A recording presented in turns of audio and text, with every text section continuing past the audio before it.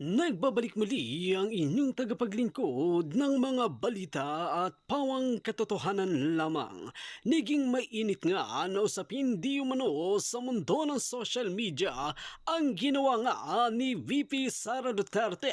Hindi niya na nga matiis ang ginagawang mga kabalbalan ni Romualdez at ni Lisa Smugs na ito sa loob mismo ng Malacanang, ang pambababoy at pambawastos lalong-lalo na kay VP Sara Duterte at sa taong bayan ay hindi na nga ito kaya ni VP Sara Duterte.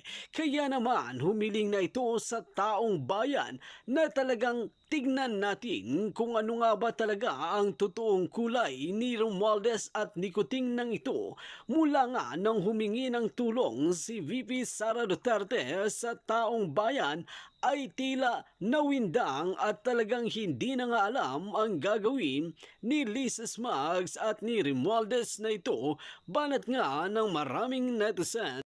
VP Inday Sara Duterte and former President Rodrigo Duterte, the most credible and dedicated leaders and public servants, tunay na may malasakit at pagmamahal sa mga Pilipino at sa bansa.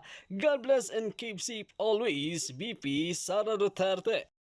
Wala na talagang mabuti na kaibigan sa ngayon. Kahit sa sanggang dikit pa kayo, dadating ang araw magbago rin ito ng dahil sa pera at kapangyarihan. Yung mga sakim at ganib, wala silang paki kung mawindang ang sambayanan. Basta sila ay mapera. Kung magkaguluman, pwede silang tumakbo sa ibang bansa dahil may mga pera naman sila.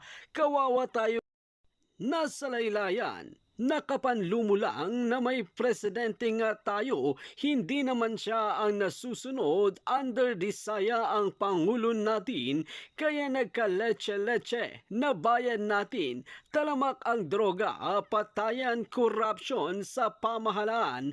Saan patungo ang bayan natin? May halal nga tayo ng congressman at senador, halos lahat magnanakaw. Wal mga kaibigan, panoorin nga natin ng buong detalye. Huwag kalimutan mag-subscribe sa ating munting channel.